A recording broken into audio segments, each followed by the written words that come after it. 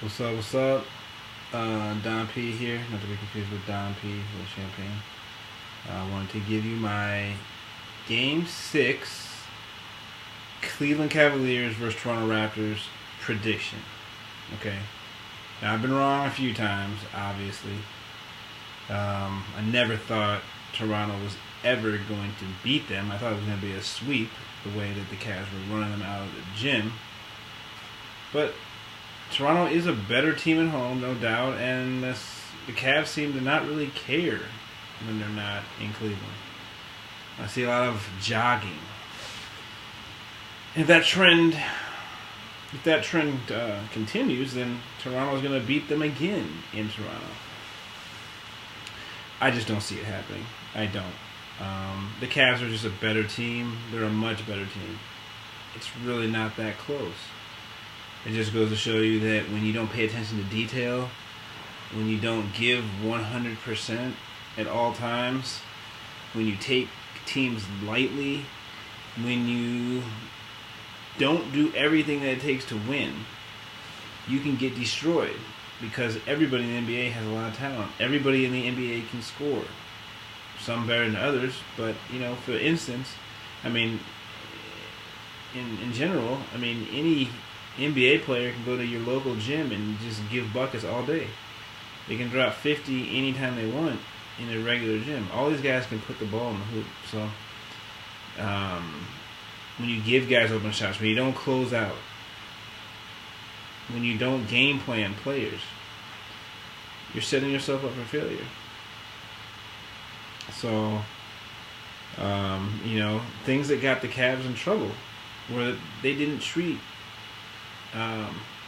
DeMar DeRozan and Kyle Lowry as scary individuals. They treated them just like they were anybody else.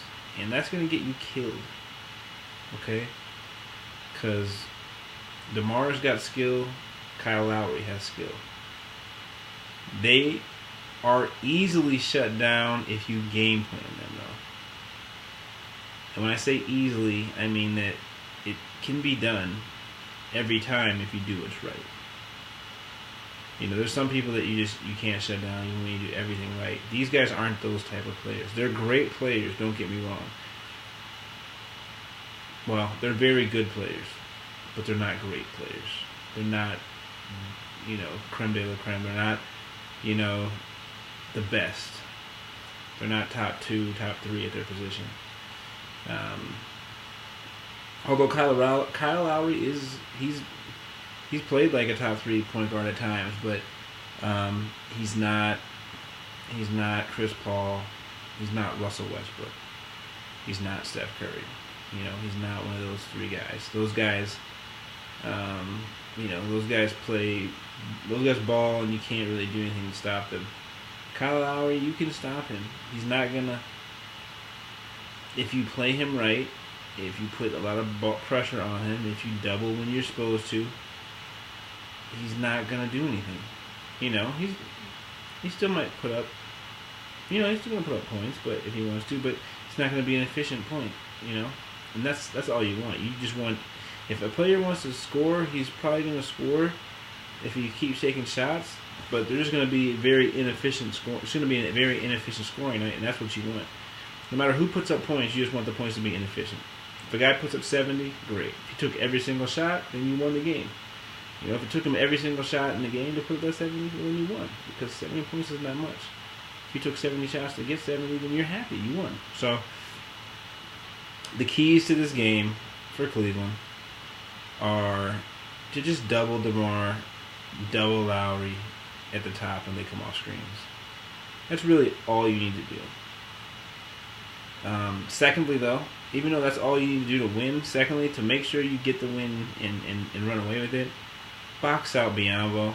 Pay attention to Biyombo. Kevin, get down there, box him out, and go hard in the rebound. Don't let him dominate the rebounds. You do those 2 things, double team at the top when they come off picks, and go hard in the paint against Biyombo and don't let him dominate, the Cavs are going to win by 15, 20 points. That's what's going to happen. because there's nothing you can do to stop LeBron. Because when you double LeBron, he does what you're supposed to do and make the right play. When you double Lowry and you double DeMar, they're going to turn the ball over. Not every time, but they're going to have a lot of turnovers. LeBron not going to have turnovers when you double him like that. Usually when LeBron turns the ball over, it's because he just made a pass that was half hard. It was just half booty. He didn't put everything into what he should have. He got a little lackadaisical. You don't really force LeBron into turnovers, though. He pretty much makes turnovers on his own if he just, throws a bad pass. When you double LeBron, though, he makes you pay every time. He loves that. He lives for those moments. He wants you to change your defense, come at him, put 2 on him, 3 on him, and he will find the open guy every time. And that's the difference between a LeBron and a Kyle Lowry and DeMar. So, you got that down. I mean, when it comes to Kevin Love for Cleveland, you want Kevin Love to get his points, and you want him to get them efficiently, obviously.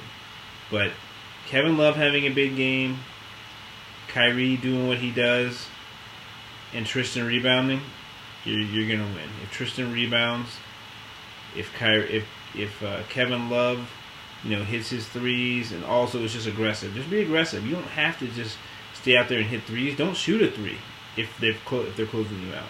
Many times he pump fake and went to the hole. That's all you need to do. Just play smart basketball. Make the right plays. LeBron's going to put you in positions to make plays. LeBron's going to draw defenses and then make the right play. And then once you get the ball, you have to make the right play.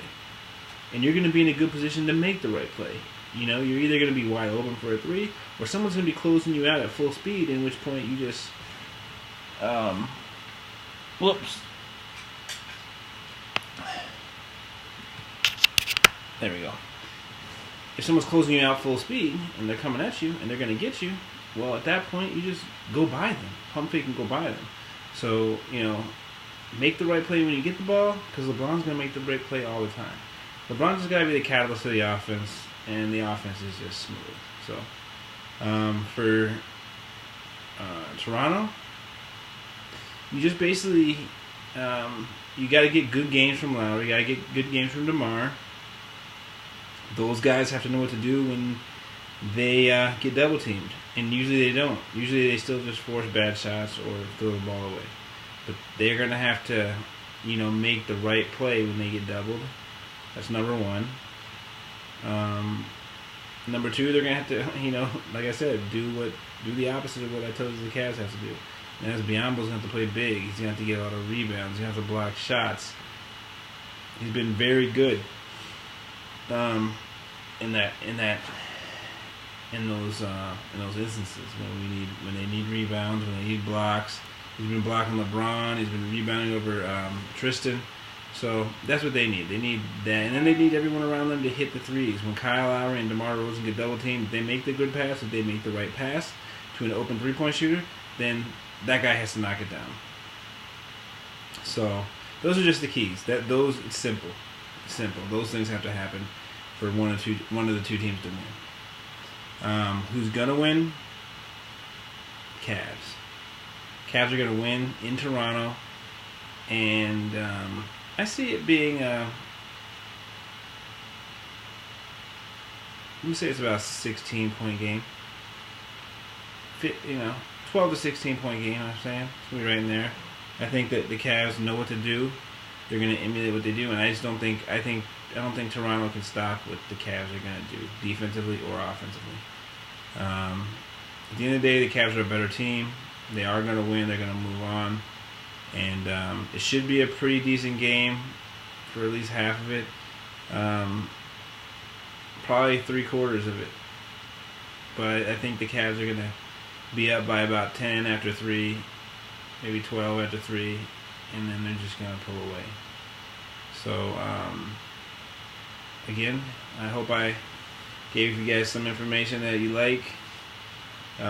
Please like, subscribe. Whatever you want to do, comment. I'll comment back. Some guys have been saying a lot, saying this and that, and I'll definitely, have a conversation with you. I don't mind anything. So, Hope you guys are all doing well out there. Looking forward to this game. And we'll see what happens. All right. Take care, guys. Be good.